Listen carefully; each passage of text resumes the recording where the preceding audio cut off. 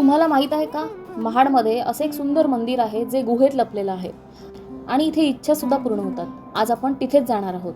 त्याचबरोबर डोंगरांच्या कड्यांवर छत्रपती शिवाजी महाराजांचा चेहरा सुद्धा इथे तयार झालेला आहे. तो सुद्धा तुम्हाला बघायला मिळेल.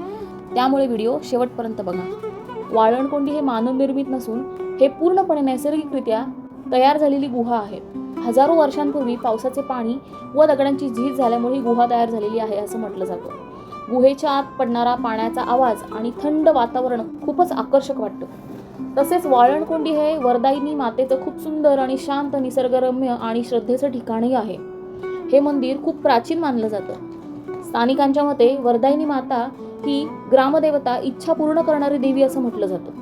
वरदायिनी देवी म्हणजे इच्छा पूर्ण करणारी देवी, जिथे लोक नवस बोलायला येतात आणि पूर्ण झाल्यावर फेडायला सुद्धा येतात. आणि हे जे पाण्यामधले मासे आहेत, ह्या माशांना देव मासे असं म्हटलं जातं. म्हणजे हे देवीची पिल्लं आहेत असं म्हटलं जातं. आणि माझी एक विनंती आहे, जर तुम्ही इथे दर्शन घेण्यासाठी आलात तर देवमाशांना इथे तुम्ही खायला नक्कीच घालू शकता.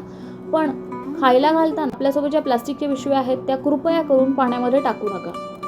आपला निसर्ग आपणच जपायचा असतो. पावसाळ्यात इथलं वातावरण एकदम मॅजिकल झालेलं असतं.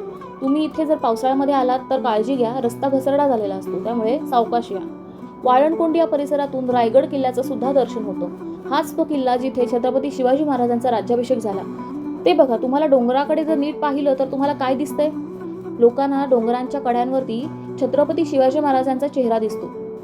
कदाचित ही निसर्गाची किमया असेल, पण आपल्यासाठी तर ही भावना आहे, अभिमान आहे.